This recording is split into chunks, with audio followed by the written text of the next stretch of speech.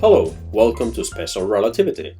Continuing with electric fields and relativity, today we are going to answer the question of how does the electric field of a point charge at rest look from a moving frame?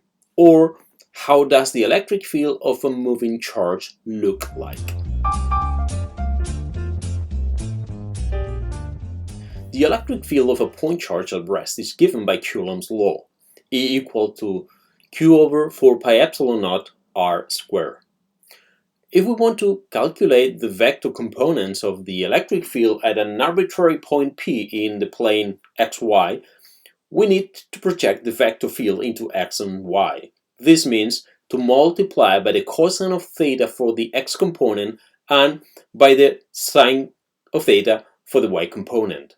We can write r, the distance from the point particle to the point P, as the square root of x squared plus y squared, and the sine as y over r and the cosine as x over r.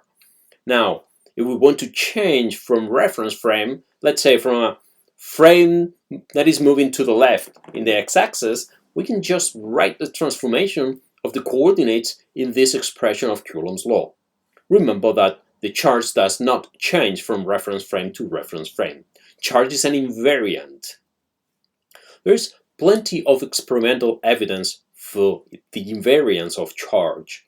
For example, measurements performed with different types of atoms in which the motion of their electrons is very different, with very different speeds, and no change can be attributed to a supposed change in the charge.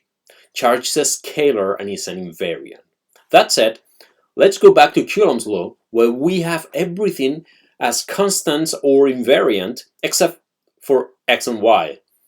We substitute Lorentz equations to find Ex prime and Ey prime.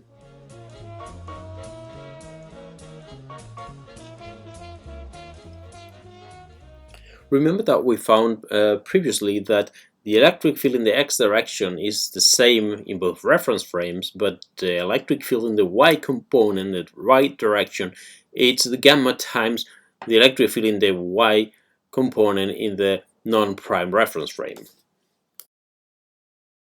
These are the Lorentz transformed electric field components. The electric field in the x component does not change, while the y component is multiplied by gamma. Let's take a closer look. If we divide e prime y over e prime x, we get y prime over x prime.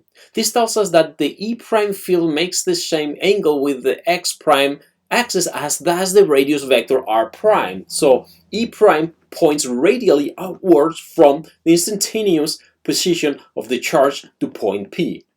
But because e prime y is larger than ey, that angle is steeper than before, which makes sense as the space has been contracted.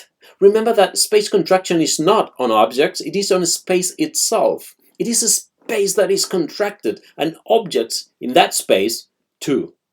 So that point P in space is closer now to the y-axis, and the vector makes a larger angle with the x prime axis than it did the e vector with the x-axis.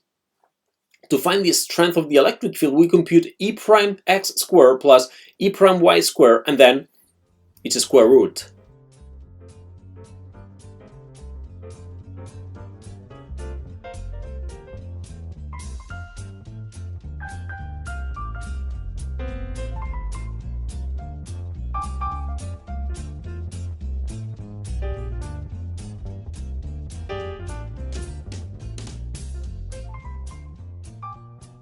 For lowest speeds, the field reduces to Coulomb's law.